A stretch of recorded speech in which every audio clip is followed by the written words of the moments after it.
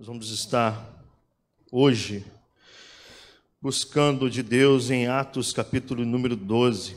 Nós vamos estar, primeiramente, só lendo o versículo de número 5.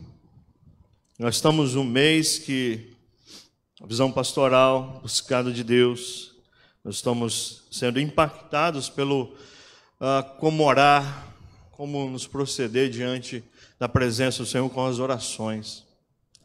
Isso, meus irmãos, é algo poderoso, que vez por outra sopra sobre os nossos corações. A igreja sempre, nesses momentos que busca a Deus em oração, ela experimenta esses momentos felizes de despertamento, de busca do Senhor. Isso faz a igreja ter mais aproximação nossa, uns com os outros, e faz com que a igreja experimente aquilo que é o poder de Deus sobre nossas vidas. Então, convido os irmãos, Atos 12, no versículo número 5. Pedro, pois, estava guardado num cárcere, mas havia oração incessante a Deus por parte da igreja a favor dele. Deus, obrigado, Senhor, por tua palavra. Obrigado por ter mexido com o meu coração, trazendo uma transformação verdadeira e genuína. Agora, peço ao Senhor que nos ajude para entendê-la de forma clara e objetiva para a qual ela foi enviada ao meu coração e agora na aplicação à sua igreja. Nos abençoe no seu entendimento e teu Espírito haja liberdade para agir em nossos corações, para que possamos ouvir a sua voz através da palavra. Perdoa os nossos pecados, em nome do Santo Jesus. Amém. Se assentem, meus irmãos. A igreja do primeiro século, meus irmãos, Atos, não é um livro de histórias. Simplesmente ler Atos como um momento histórico, de leitura histórica, ou então de acontecimentos, um livro qualquer. Mas Atos dos Apóstolos, meus irmãos, conta a ação de Deus poderosa na igreja do primeiro século, experimentando de forma maravilhosa a manifestação de Deus sobre a vida da igreja. Isso traz, meus irmãos, algo que é importantíssimo para nós. É que entendemos, meus irmãos, que o Deus será o eterno Deus que agiu na igreja do primeiro século. Ela vai agir na igreja de hoje e eternamente o será até a sua vinda.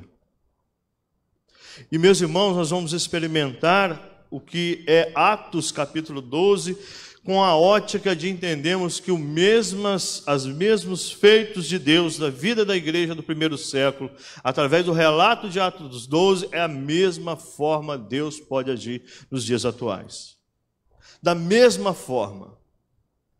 Não há, meus irmãos, como separar Atos dos Apóstolos como simplesmente um conto, mas é algo que possa fazer com que entendemos, compararmos nossas vidas e buscarmos a mesma oportunidade de experimentarmos aquilo que aqueles irmãos experimentaram com a igreja do primeiro século. E quando nós olhamos Atos capítulo 12, meus irmãos, a dedicação deles à oração, e veremos que foi fundamental para o seu crescimento e experimento de coisas miraculosas sobre as suas vidas. Nós entendemos o poder de Deus para todos os séculos e possamos experimentar da mesma forma. Eles estavam respirando ainda o martírio de Estevão. Eles estavam respirando ainda a perseguição de Saulo, mas experimentaram o poder de Deus na vida deles.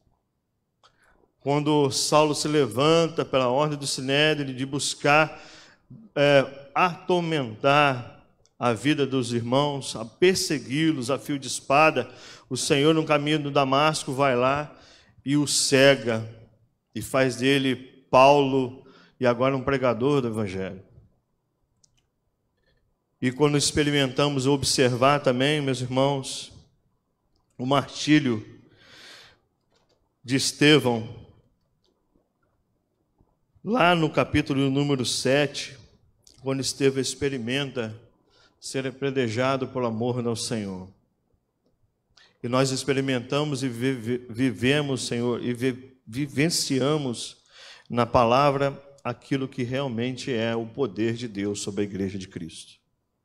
Mas agora, meus irmãos, nós estamos no capítulo número 12, e é nele que nós vamos observar aquilo que devemos aprender nos dias atuais sobre a oração. O que Atos 12 nos orienta e nos indica o caminho sobre aquilo que nós temos aprendido nesse mês sobre oração. Em Atos, capítulo número 2, os irmãos hoje vão estar passeando em sua Bíblia. Em Atos, capítulo número 2, versículo de número 42, diz assim que a igreja vivia como viviam os convertidos. Eles preservaram na doutrina dos apóstolos, na comunhão do pão, nas orações. No versículo número 43 diz assim: cada alma havia temor e muitos prodígios, e sinais eram feitos por intermédios dos apóstolos. Os irmãos que compunham a primeira igreja não se atinha apenas à afeição mútua, meus irmãos, entre eles, mas também havia uma comunicação uns com os outros nas reuniões que eles faziam. É algo interessante, meus irmãos, que era frequentemente o amor entre eles era quase que palpável. O amor, não o sentimento, mas o amor palpável é aquele que ajuda o outro, abraça o outro, expressa seu amor por ações e faz com que aquela igreja era reconhecida naquela região, como nós ouvimos aqui. Perseverante na doutrina dos apóstolos, na comunhão e no partir do pão. O amor é demonstrado, mas nas preocupações uns pelos outros e nos interesses que eram comuns uns com os outros. Ainda afirma a palavra que no partir do pão se refere ao juntamento dos irmãos nas casas. Eles iam, não havia igreja ainda física, mas as igrejas eram nas casas. E eles testemunharam no partir do pão e não se envergonhavam do relacionamento de Cristo crucificado. Porque até então, Jesus Cristo como crucificado era vergonha para alguns. Porque a morte de cruz era vergonha, porque era destinada simplesmente para os malfeitores e aqueles que eram adventos a Roma. Mas eles não se envergonhavam pelos atos da cruz do Senhor. E por último, meus irmãos, e mais importante, eles eram reconhecidos pela oração constantes entre eles, eles oravam um pelos outros. Isso, meus irmãos, faz com que nós aprendemos com os irmãos do primeiro século e aprendemos pelo relato de Atos 12, que essa geração sabia dobrar os seus joelhos. Ela sabia. Minha mãe sempre disse: filho, a única forma de você não tropeçar se você estiver de joelho. A forma simples da minha mãe faz lembrar que realmente a única forma de não tropeçarmos é quando estamos de joelhos diante de Deus. E eu lembro muito bem, meus irmãos, que quando eu chegava pelas madrugadas, a única coisa que fazia com que o meu coração gelava era ver minha mãe ajoelhada na sala pedindo a Deus pela minha conversão. Isso fazia algo extraordinário no meu coração de entender que eu estava completamente errado. Existia uma pessoa que 24 horas orava pela minha vida e minha conversão. Então, meus irmãos, essa geração sabia dobrar os joelhos. E nós vamos aprender com essa geração. Jesus foi morto por causa da perseguição daquele período. Sabemos qual o motivo que ele foi morto. Para atrair os nossos pecados e fazer com que nós experimentemos uma novidade de vida. Assim nós sabemos. Mas, meus irmãos, ele era chamado de charlatão pelos judeus. Ele era chamado por uma pessoa que não era o que ele dizia. Ele era apontado pelos pelos romanos como alguém que fazia levantes políticos no meio deles, uma ameaça à ordem completamente pública, já que muitos consideravam eles como o rei dos judeus já. Mas, meus irmãos, isso caracterizava uma afronta a César. Caracterizava uma afronta a todo o domínio que estava naquele período.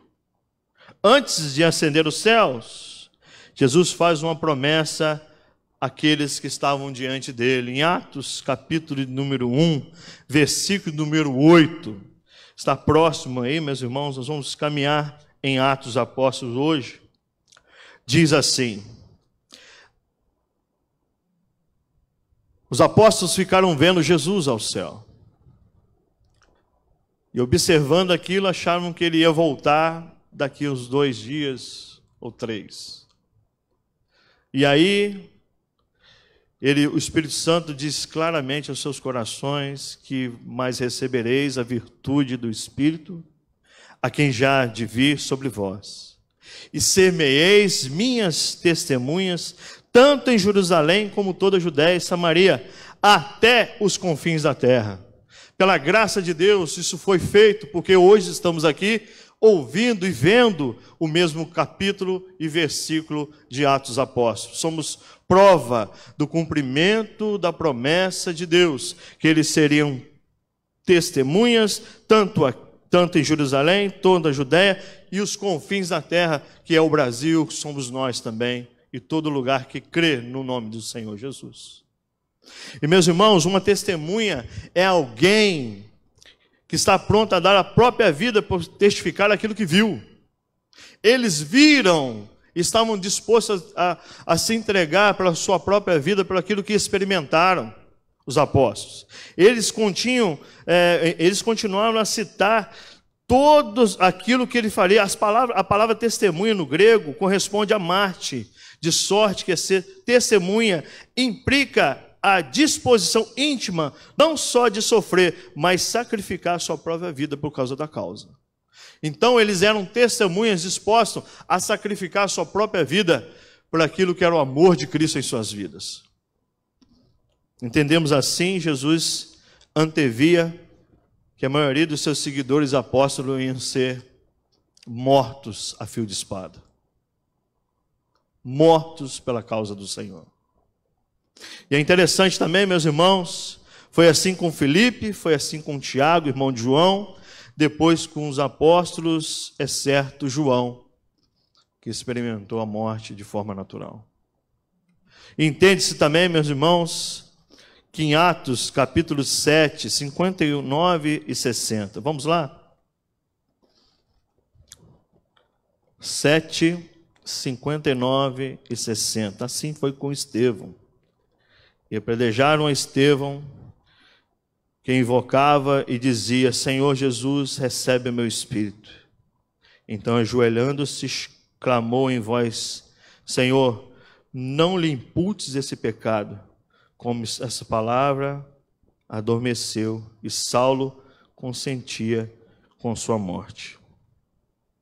No capítulo número 56, meus irmãos, ele disse: e vejo que os céus abertos e o Filho do Homem em pé à destra de Deus. Algo especial desse versículo, meus queridos, é a primeira vez que vê essa citação em que se encontra Jesus em pé à destra de Deus. Porque ele ouvia e verificava o sacrifício que Estevão fez por amor ao seu nome. Em Atos capítulo 12, meus irmãos, versículo número 2, diz assim: fazendo passar a fio de espada Tiago, irmão de João.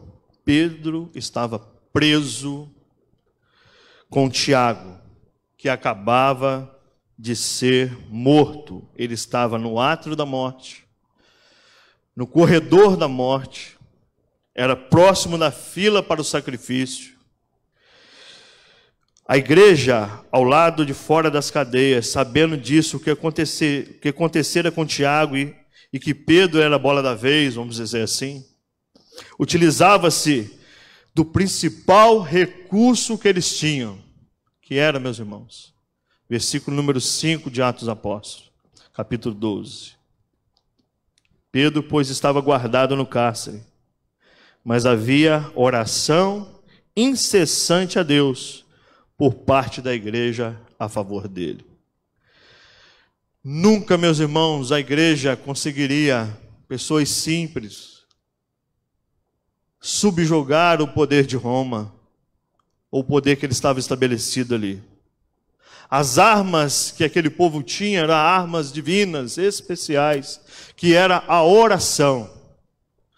Quando souberam da morte de Tiago, eles ficaram atônicos. E que realmente Pedro seria o próximo da fila, eles recorreram ao único poder que tinha em suas mãos, que era a oração.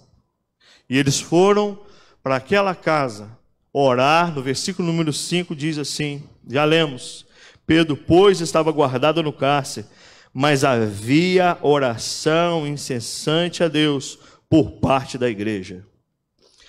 Deus, meus irmãos, através de Jesus, deixou os seus liderados um modelo de oração. Ele orava incessantemente. E ele ensinou os apóstolos como deveria orar. Toda vez que nós vimos a passagem que Jesus se separava do grupo para orar, não somente ele estava realmente buscando a Deus, mas também ensinando os apóstolos a orar, porque sabia que eles iam passar por dias assim, tempos que viriam dessa forma, martírios, medo, circunstâncias não favoráveis, mas que eles deviam perseverar em oração, como assim fez. E os apóstolos, por sua vez, ensinaram aos discípulos que se chegavam a eles. Tanto é, meus irmãos, que vamos dizer assim, quem puxou a reunião de oração foi Pedro? Não, meus irmãos. A própria igreja já entendia que aquilo era o poder de Deus, que podia manifestar sobre a vida deles. Não só eles também, porque, na verdade, meus irmãos, eles estavam orando por Pedro, mas também orando por eles também. Porque sabia, meus irmãos, que a perseguição chegava aos seus líderes. Chegavam aqueles que eram os líderes da igreja. E no capítulo 11, versículo de número 19, então que foram dispersos por causa da tribulação que sobreveio a Estevão, parando aqui, meus irmãos, eles estavam atribulados. Não é assim que o texto diz? Então eles se foram dispersos por causa da tribulação que sobreveio a Estevão. Eles se separavam, eles estavam atribulados. E agora no capítulo 12, Herodes persegue a Tiago e Pedro e manda matar Tiago a fio de espada, e Pedro estava no corredor da morte. E a igreja, meus irmãos, se reúne nas casas, porque assim os apóstolos os ensinaram, porque eles tinham somente isso como arma contra o domínio que estava ali grande. Então, meus irmãos, Jesus sempre ensinou a esses homens a orar. A oração, em Atos capítulo 2, era uma prática indispensável para aquela geração. Existe um ditado falado exaustivamente nos púlpitos que a minha mãe também falava. Minha mãe dizia: pouca oração, Arisson, pouco poder. Muita oração, Arisson, muito poder. Tá bom, mãe. Vou falar de novo. Pouca oração, pouco poder. Muita oração, muito poder. Os mais antigos gostavam dessa frase, mas retrata uma grande realidade. A igreja primitiva estava imbuída de poder porque orava muito. A igreja estava desprovida de poder porque ora pouco, porque ora nem ora. Aquela geração, meus irmãos, tinha esse recurso somente contra a tirania desse homem que se levantou contra a igreja. Herodes, meus irmãos, queria levantar contra a igreja e perseguiu os cabeças dela para acabar com o evangelho pregado. Mas, meus irmãos, nós vemos um homem cheio de poder, não é assim? Versículo número 1, capítulo 12. Pois naquele tempo mandou Herodes, rei Herodes, prender alguns da igreja para maltratar, simplesmente para maltratar, fazendo passar a fio de espada Tiago, irmão de João. Aquela geração, meus irmãos, não tinha os recursos que nós temos hoje. Até eu entender o que era um retroprojetor, até eu entender que era a transmissão ao vivo, foi muito para minha cabeça no início. Para muitos irmãos ainda é. Nós estamos experimentando essa tecnologia. Mas eles possuíam uma maior riqueza, meus irmãos, que nada pôde deter, foi a pregação do evangelho. Eles não dependiam de dinheiro e tecnologia, mas oração a Deus, que supria todas as necessidades que eles tinham. Todas as necessidades.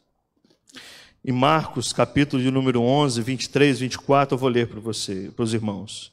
Porque em verdade, verdade, vos digo, qualquer que dizer a este monte, ergue-se e lance para o mar, e não duvidar em seu coração, mas crê que se fará aquilo que diz, tudo o que disser lhe será feito. Por isso vos digo que tudo que pedires orando, credes, recebereis e tereis em sua vida. Quando uma vida está coberta pelo manto da oração, meus irmãos, como a minha e muitos filhos estão. Muitas mães aqui, eu sei que passam às vezes até madrugada orando pelos filhos. Como a minha passava. E ela tinha muitos motivos para isso. Eu os dava. Mas, meus irmãos, a oração mesmo faz com que nós somos cobertos por a libertação, cobertos pela proteção de Deus. Quantos nós que somos metalúrgicos ou qualquer outra profissão, em determinado momento nós damos um passo para trás e nós oramos, Senhor, nos ajuda a resolver. Nos ajuda a fazer a tua vontade e para que eu entenda que foi a mão do Senhor aqui agir nesse momento. Tantas as dificuldades pelas madrugadas, tantos os medos pelas noites, tantos medos pelo aquilo que nós fazemos como profissionais, tantas lojas abrindo pela manhã e falar, o Senhor nos ajuda a vender, nos ajuda a nos sustentar e nos ajuda a entender a sua vontade. Então, meus irmãos, enquanto muitos contavam os minutos para a execução de Pedro, como Herodes, que ia contando os minutos pelas madrugadas e dizendo que hoje eu vou fazer um circo com a morte de Pedro, a igreja insistia em orar pela libertação do seu pastor e a perseverança permitiu que eles desfrutassem de um belo milagre. Se nós olharmos, meus irmãos, quando somos perseverantes em oração, quando somos específicos em nossas orações, quando nós deixamos o egoísmo de lado e oramos pelas nossas necessidades e também dos nossos irmãos, são perguntas que precisamos ser feitas sérias aos nossos corações. Conhecer a vontade de Deus é fundamental para o sucesso da obra, e do sucesso da obra de Deus, a oração nos aproxima de Deus, da vontade e daquilo que Ele é por nós. E eles perseveravam em oração e tiveram grandes efeitos com isso, meus irmãos. Observem o efeito disso. Atos conta no capítulo de número 12, diz assim, no versículo de número... Pedro, pois estava 5, guardado no cárcere, mas havia oração incessante a Deus, por parte da igreja a favor dele. Quando Herodes estava para apresentá-lo naquela noite, Pedro dormia entre 2 soldados, acorrentados com 2 cadeias, e sentinelas à porta guardavam o cárcere. 16 soldados se revezando para guardar Pedro, meus irmãos. 16. A prisão que havia estado ali, eles tinham corrente em suas mãos. Eles estavam numa prisão chamada Prisão Antônia, ficava num lugar mais alto. Tiveram a chance realmente de falar assim: vamos prender esse homem. Ele já havia fugido em outra ocasião. Vamos fazer dessa hora pessoas que possam se revezar olhando para ele. Prenda suas mãos ao guarda. Vamos fazer que ele experimente como é uma prisão romana. E meus irmãos, à medida que a igreja intensificava em orações, os irmãos, observem o versículo número 5. Eles estavam orando para o seu pastor, não estavam? Eles sabiam o que estava acontecendo lá na cadeia, meus irmãos? Não, eles não sabiam. E eles insistiam, eles incessantemente eles oravam. O lugar que era considerado segurança máxima para prender uma pessoa, à medida que a igreja intensificava nas suas orações, Deus, desde a eternidade, já tinha um plano de resgate de Pedro, da fortaleza de Antônia traçado. Versículo número 12, no capítulo número 12, versículo 7, diz assim: Eis que sobreveio um anjo do Senhor, e resplandeceu uma luz na prisão, e tocando a Pedro no lado, o despertou, dizendo: levanta-se depressa. E caíram as mãos de suas cadeias. A Bíblia afirma que os anjos são espíritos ministradores ao nosso favor, não são assim? Mas, meus irmãos, nesse momento aqui, não temos uma explicação lógica para entender por que Deus ter permitido Tiago morrer. Decapitado, e o outro lado ter libertado a Pedro. Ambos eram servos dedicados ao Senhor. Ambos eram servos dedicados ao Senhor. Importantes expoentes da igreja que se desenvolvia naquela época. Uns foram poupados do fogo, da boca dos leões, outros pela fé foram cerrados ao meio, outros foram mortos pela fé, enquanto outros, pela mesma fé, alcançaram o livramento. Deus é Deus e nos livra da morte quando Ele nos leva para a sua presença da mesma forma. Quando um é libertado, ele vai para a presença de Deus. E quando aquele homem experimenta a morte por amor de Cristo, ele vai para a presença de Deus. Então, da mesma forma, morrer e experimentar aquilo que o Senhor faz conosco é um lucro maior que temos em nossas vidas. E, meus irmãos, se nós olharmos a experiência de Pedro e compreendemos o efeito que aquela oração fez, é algo importantíssimo. Existe um livro chamado Heróis da Fé, meus irmãos, que eu estava lendo até pouco tempo por causa de monografia no seminário. E um pastor escocês que se notabilizou pela vida de oração descreve um fato curioso em sua biografia chamado Heróis da Fé. Knox liderou o movimento da reforma religiosa na Escócia, nesse mesmo período que a Escócia estava em guerra contra a Inglaterra. A rainha da Inglaterra escreveu: não mandemos nenhum exército para a igreja do pastor John Knox. Se nós mandarmos 10.000 homens contra aquela igreja, nós vamos a si mesmo perder a batalha, porque aquela igreja é uma igreja de oração. Então a rainha da Inglaterra diz: não mandemos nenhum soldado a essa igreja, porque se mandássemos 10.000 para aquela igreja, para acuar aqueles homens, a si mesmo nós vamos perder a batalha, porque aquela igreja é uma igreja de oração. A tática sórdida, meus irmãos, de Herodes era minar completamente a liderança daquele povo, eliminar as colunas da igreja. Por isso, meus irmãos, devemos sempre orar pelos líderes de nossa igreja. Devemos orar pelo nosso pastor, devemos orar por nossas vidas, porque, meus irmãos, devemos orar pelas colunas da igreja. Tiago era morto, Pedro estava na fila, só restava então João. O plano parecia infalível para Herodes. Mas além de acabar com o cristianismo emergente, ganharia apoio no meio do governo. Ou seja, Herodes queria um circo. Um circo, meus irmãos. Mas o que ele percebeu não foi isso. Nós possamos observar a experiência de Pedro. Pedro estava adormecido. Pedro estava com medo, meus irmãos. No versículo, no capítulo 12, quando Herodes estava apresentado naquela noite, versículo 6, Pedro dormia.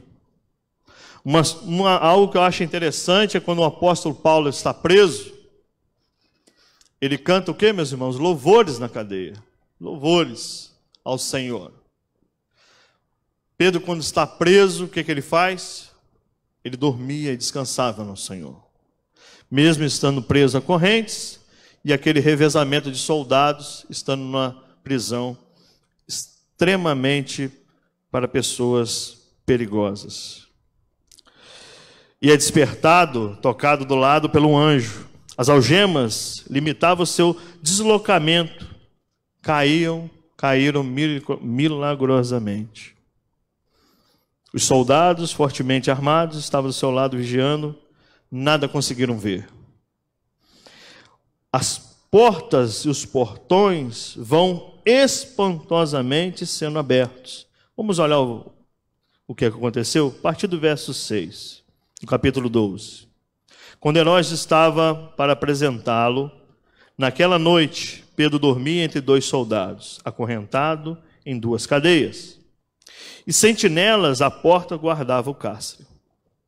Eis que, porém, sobreveio um anjo do Senhor, e uma luz iluminou a prisão, e tocando ele ao lado de Pedro, o despertou, dizendo: levanta-te, depressa. Então as cadeias caíram-lhe das mãos.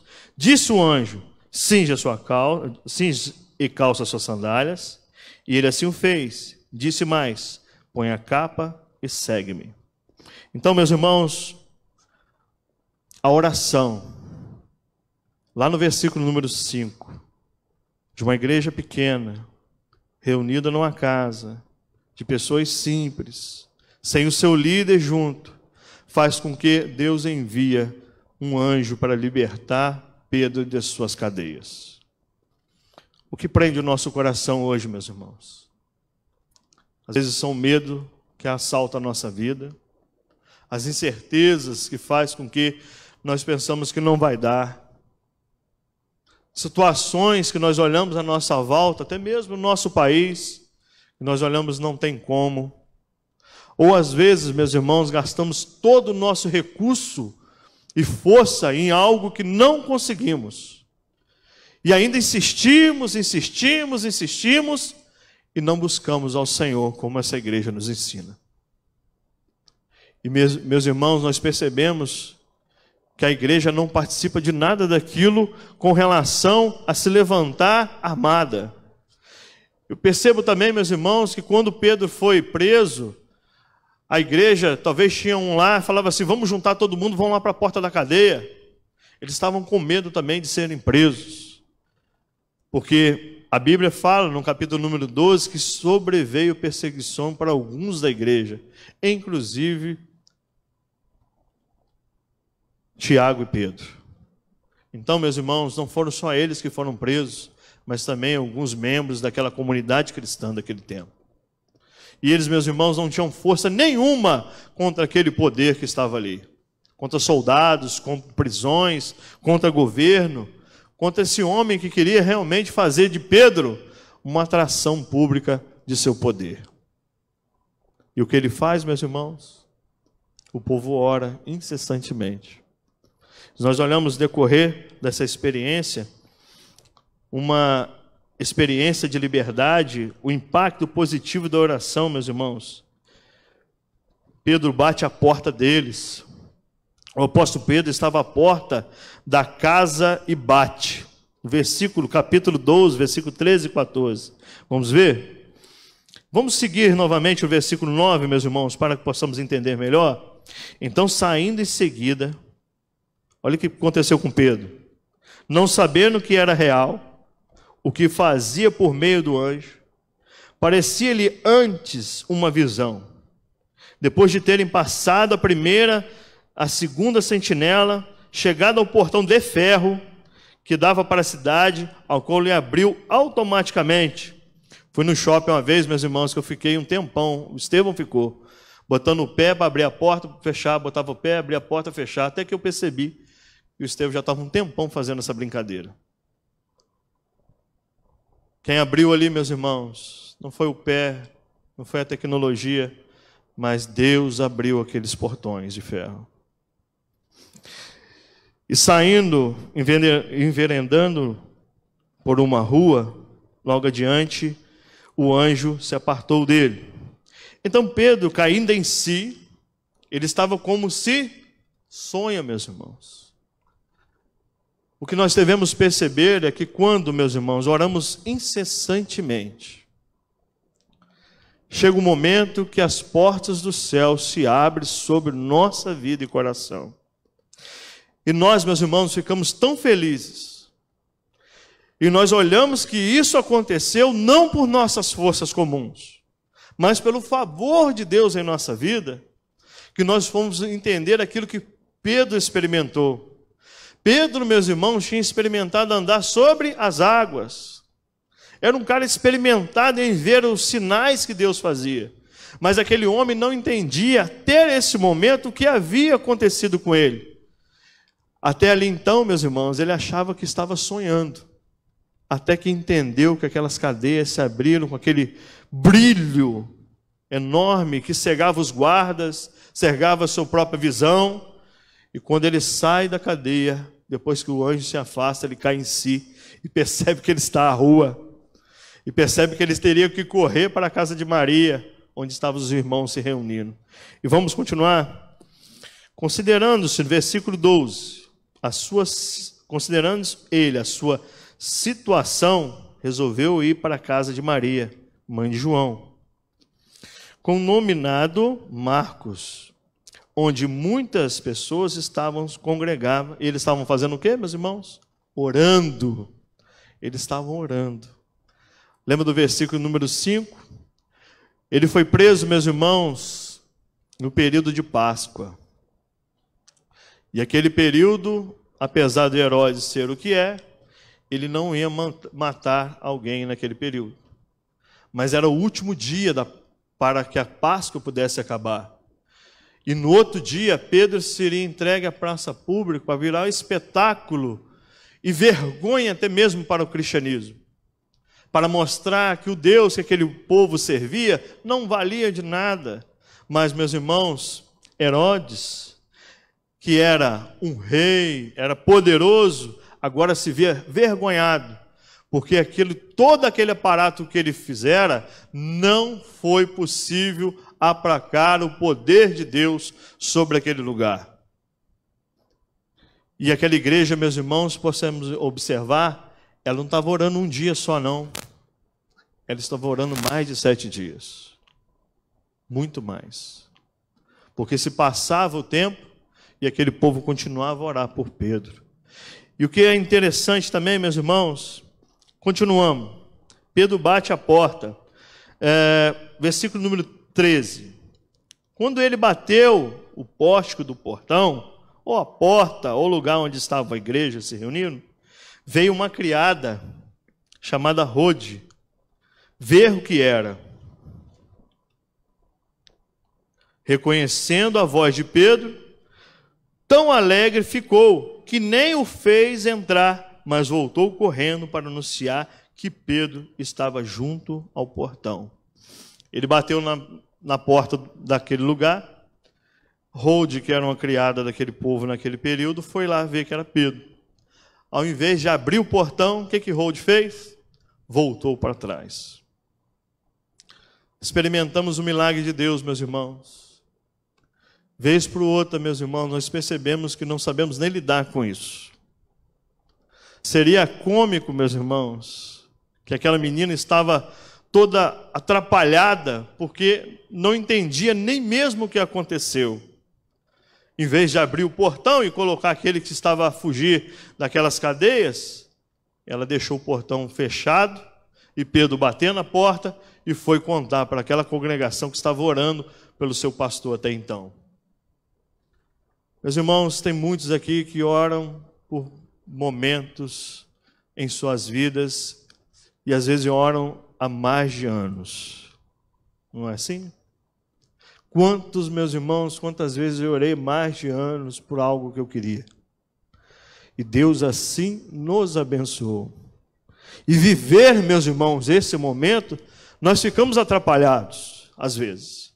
Não sabemos se choramos, não sabemos que percebemos se é isso mesmo, não sabemos que está, nós nos atrapalhamos, fechamos as portas, voltamos, tem que abrir a porta, nós queremos contar para todo mundo, nós queremos falar do que está acontecendo, porque fomos respondidos por Deus. E experimentamos, meus irmãos, creia, da mesma forma, algo sobrenatural em nossas vidas. Se nós aplacarmos isso, meus irmãos, não reconhecemos o poder de Deus em nossa vida e o que Atos dos Apóstolos fez. E esses relatos, meus irmãos, sobre oração incessante que temos aqui. Se nós continuarmos, meus irmãos, é algo importantíssimo observar, versículo de número 15, diz assim: eles disseram, estás louca? Ela, porém, persistia em afirmar que assim era. Então disseram, é um anjo. Buscando entender o que o texto diz, meus irmãos, eles estavam tirando sarro da cara daquela menina, brincando com ela, olhando, sendo, você está maluca, você está louca, deve ser o seu anjo. Ô, meus irmãos, alinhando melhor, eles estão fazendo pouco caso do que aconteceu. Uma das coisas que a oração vai fazer nós experimentarmos, meus irmãos, é que às vezes uma pessoa vai pedir oração para você, vai fazer, mas pedir oração por isso? É tão simples de resolver. Para você meus irmãos, mas para aquela pessoa não é simples. Por isso, de vez em quando, a pessoa pede uma oração por algo que não tem sentido orar. Para nós, mas para ela faz efeito. Ou seja, meus irmãos, alguém vai chegar para você e diz assim, o Senhor me abençoou. Mas isso é simples demais. Ore com ela, meus irmãos. Ore pela vida dela. Minha mãe conta a história o dia que pediram para ela orar por um gato. Um gato. O gato tinha nome de pessoa normal. Só que eu não vou contar o nome do gato, que às vezes tem um nome aqui parecido. E ela falou assim, vamos orar pela senhora, porque a senhora possa ter saúde para cuidar do seu gatinho. Vamos orar por você. E ela aceitou. Vamos orar porque o Senhor pode te dar saúde e te dê paz. E aquela mulher disse assim, eu não gostava desse tipo de comportamento na minha casa, mas eu entendo que Deus está com você, porque você fez eu enxergar de forma diferente. Às vezes, meus irmãos, a pessoa vai pedir oração para você de algo que você acha que não é importante, mas faça-lhe entender o que é a importância de Deus para a sua vida. Ou às vezes ela vai chegar aqui, na frente da igreja, Deus me abençoou, meus irmãos, com emprego, eu sou isso. Mas isso é tão simples. Não, Deus abriu as portas para ele, vamos ser felizes com ele. Não vamos falar, isso aí deve ser um anjo seu. Era comum para esse povo, que ainda era judaico-cristão, ainda se convertendo, ainda ter práticas ainda que são o que são as nossas superstições hoje em dia. Às vezes não tem irmão aqui que deixa o chinelo virado e acha isso impossível, né? Eu acho que não existe aqui. Ou então não passa debaixo da escada ou tem medo de gato preto. Não existe isso aqui. Mais. Ou tem medo de escuro. Mas aquele povo ainda tinha algumas práticas ainda, tanto é que diz, deve ser seu anjo. Sabemos que anjo fazem ao nosso favor, como fez com Pedro. Mas ali foi uma chacota com a cara de Rode. E o que é interessante, meus irmãos, vamos seguir, para que possamos finalizar. Deve ser o seu anjo, né? Ele diz assim, versículo número 16. Entretanto, Pedro continuava batendo, então lhe abriram e viram, e ficaram, o quê, meus irmãos? Atônicos. Ele, porém, fazendo sinal com a mão para que se calasse. Meus irmãos, sinal com a mão, eles deviam estar gritando e louvando ao Senhor por aquilo que ele fez. Fiquem quietos, ou seja, glorifiquem o Senhor em seus corações agora, mas eles deviam estar gritando de felicidade. E colocou-lhes como o Senhor, foi o anjo que tirou, meus irmãos? Não. O Senhor o tirou da prisão e acrescentou, anunciar isso a Tiago, aos irmãos. E saindo, retirou para um lugar. Versículo 18, sendo já dia, houve então pouco alvoroço entre os soldados, sobre o que tinha acontecido com Pedro. Amém, meus irmãos? Poder da oração, meus queridos. Para finalizarmos, eu acho que é um ponto importante observar. Quando estamos muito atribulados e achamos que é o fim da história, não é assim? E aí nós buscamos todos os recursos gastar. Vem o Senhor e nos manda orar. E nós não buscamos em oração, mas depois que buscamos, tudo acontece em nosso coração. Na medida do possível, daquilo que o Senhor vai fazer, que for glorificar ao Senhor. E resumindo, meus irmãos, quando ele diz que levanta-te depressa, cinge, ata as sandálias, capa e segue-me, é o Senhor fala no nosso coração que ainda não é o fim e temos muita coisa a fazer. Porque o Senhor nos socorre ao coração. Perceba que todas as ações e as palavras daquele anjo visavam um propósito de trabalho e serviço. A oração, meus irmãos, da igreja estava em conformidade à vocação dela, que era ainda pregação do Evangelho para a salvação dos perdidos. E tudo aquilo que acontecer em nosso coração não seja simplesmente algo em vão que nós pedimos ou buscamos de Deus, mas que seja para a pregação do Evangelho e salvação dos perdidos. Uma oração feita nesse sentido sempre irá ter um resultado positivo em nossos corações. Feche os seus olhos. Deus, obrigado pela sua palavra. Obrigado pelos atos poderosos, Senhor, que o Senhor dispensou à igreja do primeiro século. Muito obrigado pela tua palavra ainda ser, Senhor, lá hoje e sempre será, e foi com aqueles irmãos. Quero convidar os nossos que estão aqui, Senhor, para ter um convite à oração e convite aos seus corações a depositar as suas vidas diante de Deus. Que o Senhor nos abençoe para isso, em nome de Jesus. Primeiro eu quero perguntar a você, primeira vez que você vem aqui na igreja, que hoje você ouviu falar sobre a oração. Aqueles irmãos ali da igreja do primeiro século experimentou algo extraordinário, o poder de Deus em suas vidas. Mas eles tinham algo interessante em seus corações, eles creram no Senhor Jesus. E o Espírito Santo estava com eles naquele lugar. Depositaram os seus pecados diante de Deus e creram no ato salvador de Cristo. Não um ato vergonhoso, mas um ato salvador para os seus corações. Ele ressuscita e faz com que a igreja experimente o poder do Espírito Santo em suas vidas. Quero fazer um convite ao seu coração. Se nessa noite você ainda não aceitou a Cristo como seu Salvador e Senhor, e quer fazer e experimentar aquilo que Deus tem em suas vidas, coloque de pé, vamos orar. Alguém quer fazer isso? Amém, amém.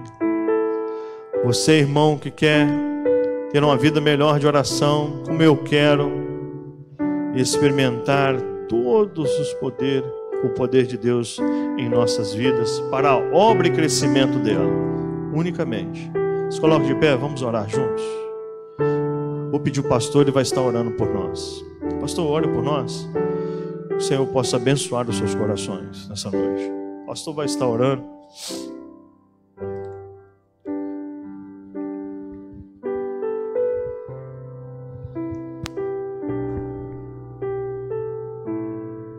Santo e Todo-Poderoso Deus,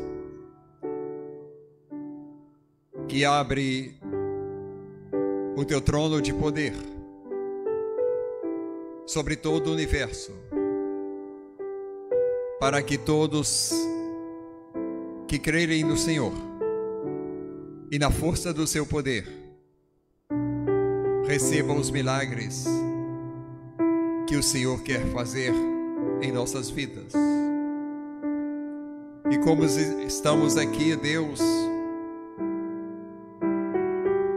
recebendo o testemunho da tua palavra, do poder da oração, eu peço por mim e por cada membro desta igreja, das igrejas do Senhor Jesus, que nós possamos incessantemente nos utilizarmos desta liberdade, desse privilégio que o Senhor nos concede, de clamar a Ti e de pedir pelas coisas infinitas e poderosas que o Senhor quer fazer em nossas vidas.